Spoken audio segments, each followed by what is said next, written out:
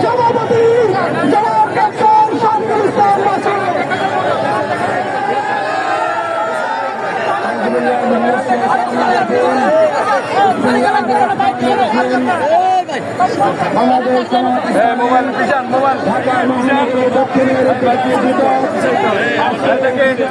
বিজয় দিবস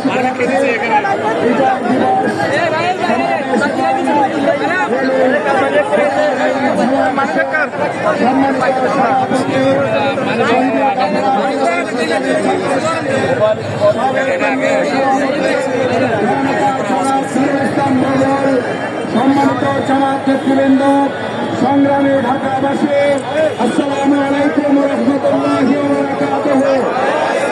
সম্মানিত ভাই এবং বন্ধুগণ, আমাদের প্রিয় মাতৃভূমি বাংলাদেশের স্বাধীনতা সার্বভৌমত্ব অর্জনে যারা ভূমিকা পালন করে জীবন দিয়েছেন সেই বীর মুক্তিযোদ্ধাদের বিশেষভাবে স্মরণ করছে। যাহারা আহত এবং পঙ্গু অবস্থায় এখনো বেঁচে আছেন তাদের জন্য আল্লাহর কাছে দোয়া করছি।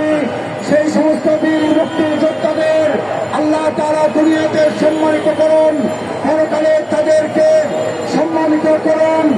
এবং বিশেষ করে 2024 সালের জুলাই আগস্টের গণঅভ্যুত্থানের মাধ্যমে যারা বাংলাদেশে আরেকটা নতুন স্বাধীনতা এনে দিয়েছেন, নতুন আরেকটা বিজয় এনে দিয়েছেন, আমরা সেই সমস্ত শহীদ ভাইদেরকে স্মরণ করছি।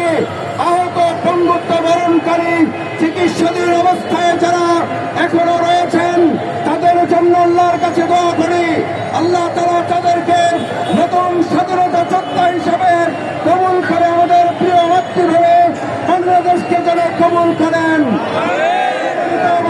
বন্ধুগণ, এত জীবনের বিনিময়ে যে বাংলাদেশের স্বাধীনতা, এত রক্তের বিনিময়ে যে বাংলাদেশের স্বাধীনতা, এত হাত পা চোখ হারানোর বিনিময়ে যে স্বাধীনতা, সেই স্বাধীনতাকে রক্ষা করার জন্য যদি আরেকবার জীবন দিতে হয় আমরা কি রাজি আছি?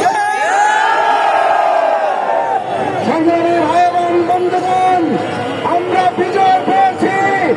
আমাদের বাংলাদেশের এই 56,000 বর্গ মাইলের এবার বাংলাদেশ জামাত ইসলামের 18 কোটি মানুষকে সাথে নিয়ে অর্থনৈতিক বিজয় আমরা অর্জন করব।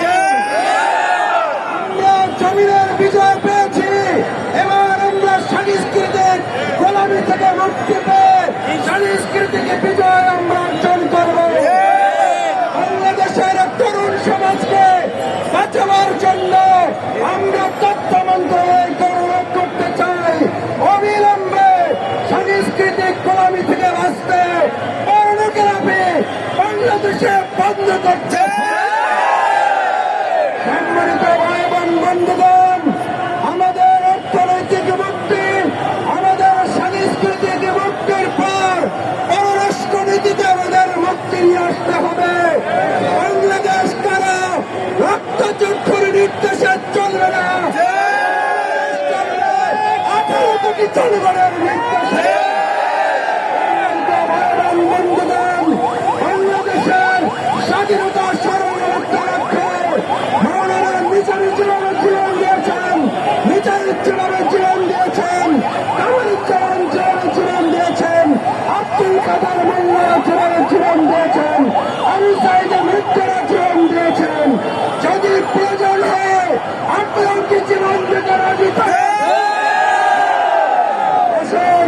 আজকের এই বিজয় দিবসে আমরা অঙ্গীকার করি আমাদের প্রিয় মাতৃভূমি বাংলাদেশের স্বাধীনতা সার্বভৌমত্বকে অর্থবহ করার জন্য আমরা আমাদের জীবন বাজি রেখে ভূমিকা পালন করব। সেই প্রত্যাশা ব্যক্ত করে আজকের এই সমাবেশের এ পর্যায়ে সমাপনী ঘোষণা করার জন্য সমাবেশের সংগ্রামী সভাপতি জননেতা জনাব নুরুল ইসলাম বুলবুলকে বিশেষভাবে অনুরোধ করছি।